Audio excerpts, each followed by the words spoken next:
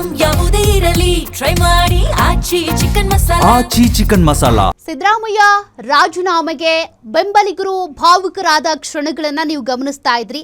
ಸದ್ಯ ನೋಡಿ ಸಿದ್ದರಾಮಯ್ಯನವರು ಈ ಒಂದು ಬ್ರೇಕ್ಫಾಸ್ಟ್ ಮೀಟಿಂಗ್ ಇರಬಹುದು, ತದನಂತರದಲ್ಲಿ ಸಚಿವರ ಜೊತೆಗೆ ಏನು ಮಾತುಕತೆ ಆಯಿತು ಆ ಸಂದರ್ಭದಲ್ಲಿ ದೆಹಲಿಯಲ್ಲಿ ಆದಂತ ಆ ಮೀಟಿಂಗ್ ಹೈಲೈಟ್ಸ್ ಬಗ್ಗೆ ಮಾಹಿತಿಯನ್ನು ಅವರಿಗೆ ಕೊಟ್ಟಿದ್ದಾರೆ. ಹೀಗಾಗಿದೆ, ಇಂತಿಂತ ಪರಿಸ್ಥಿತಿ ಇದೆ, ಹಾಗಾಗಿ ನಾನು ರಾಜೀನಾಮೆ ಕೊಡುವಂತ ಅನಿವಾರ್ಯದ ಪರಿಸ್ಥಿತಿ, ರಾಜೀನಾಮೆ ಕೊಡ್ತಾ ಇದ್ದೀನಿ ಅಂತ. ಯಾಕೆಂದ್ರೆ ಸರ್ಕಾರ ರಚನೆಗೂ ಮುನ್ನ ಏನಾಗುತ್ತೆ, ಒಂದು ಪ್ರಕ್ರಿಯೆ ಇರುತ್ತಲ್ಲ, ಶಾಸಕಾಂಗ ಪಕ್ಷದ ಸಭೆ ಆಗುತ್ತೆ. ಆ ಸಂದರ್ಭದಲ್ಲಿ ಒಂದು ಬಹುಮತ ಅಥವಾ ಯಾರು ಶಾಸಕಾಂಗ ಪಕ್ಷದ ನಾಯಕ ಅದನ್ನ ಆಯ್ಕೆ ಮಾಡೋದು ಯಾರು, ಶಾಸಕರೆಲ್ಲರೂ ಕೂಡ ಎಷ್ಟು ಬಹುಮತ ಇರುತ್ತೆ ಅದ್ರ ಮೇಲೆ ಆಯ್ಕೆ ಆಗುತ್ತೆ, ಅದೊಂದು procedure.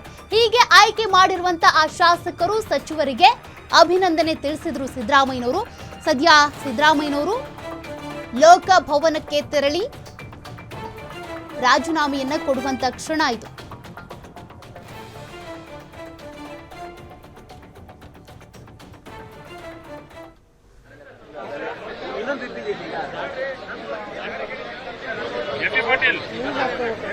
MB Patil George Priyanka करके चलुराय स्वामी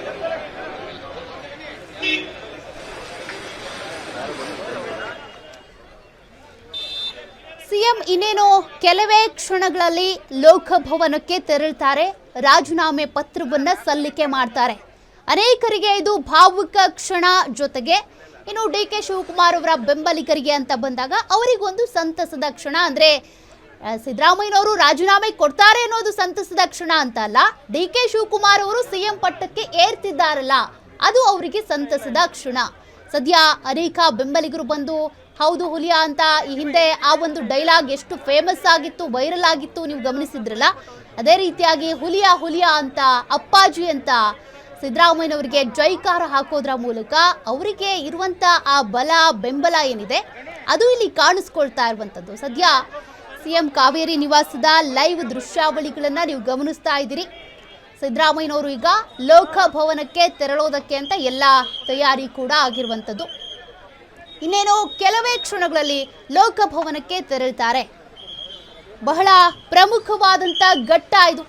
ರಾಜ್ಯ ರಾಜಕಾರಣಕ್ಕೆ ಇರಲಿ, ಕಾಂಗ್ರೆಸ್ಗೆ ಇರಲಿ ಅಥವಾ ಅಹಿಂದ ಸಮುದಾಯಕ್ಕೆ ಇರಲಿ, ಸಿದ್ದರಾಮಯ್ಯನವರ ಬೆಂಬಲಿಗರಿಗೆ ಇರಲಿ, ಬಹಳ ಮಹತ್ವದ ಘಟ್ಟ ಇದು.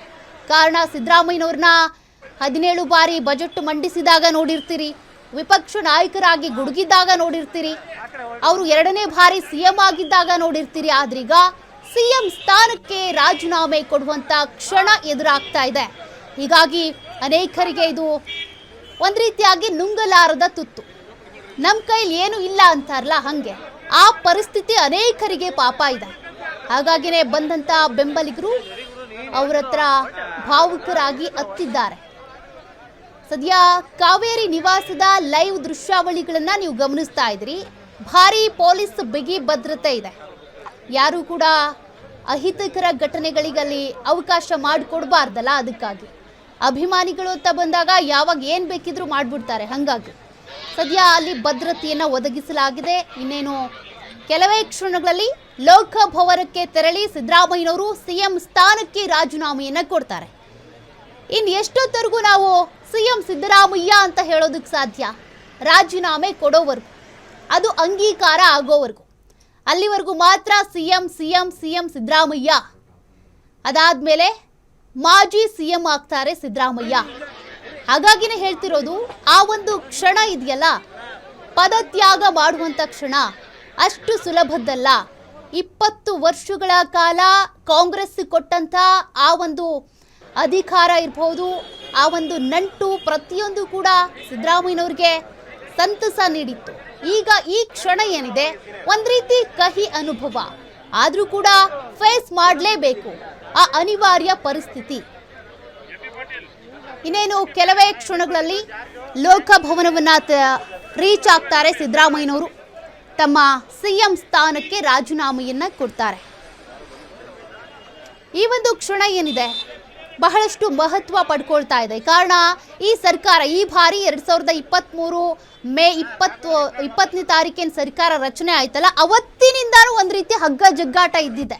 ಪವರ್ ಶೇರಿಂಗ್ ಒಪ್ಪಂದ ಅಂತೆ 2.5 ವರ್ಷ ಸಿದ್ದರಾಮಯ್ಯ ಅಂತೆ 2.5 ವರ್ಷ DK ಶಿವಕುಮಾರ್ ಅಂತೆ ಈ ಚರ್ಚೆಗಳು ಓಡಾಡ್ತಾ ಇದ್ವಲ್ಲ. ಈಗ 3 ವರ್ಷ ಆದ ನಂತರ 3 ವರ್ಷದ ಕಾಂಗ್ರೆಸ್ನ ಸಾಧನಾ ಸಮಾವೇಶ ಆದ ನಂತರ ಆ ಹಗ್ಗ ಜಗ್ಗಾಟಕ್ಕೆ ಪವರ್ ಶೇರಿಂಗ್ ಫೈಟ್ಗೆ ತೆರೆ ಬಿದ್ದಿರೋದು. ಅದರ ಪರಿಣಾಮ ಇವತ್ತು ಸಿದ್ದರಾಮಯ್ಯನವರು ರಾಜೀನಾಮೆಯನ್ನ ಕೊಡ್ತಾ ಇರುವಂತ ಕ್ಷಣ, ರಾಜೀನಾಮೆ ಕೊಡುವಂತ ಕ್ಷಣ ಎದುರಾಗ್ತಾ ಇದೆ. ಅವರ ಬೆಂಬಲಿಗರು, ಶಾಸಕರು, ಸಚಿವರು ಎಲ್ಲರೂ ಕೂಡ ಅವ್ರ ನಿವಾಸಕ್ಕೆ ದೌಡಾಯಿಸಿದ್ರು.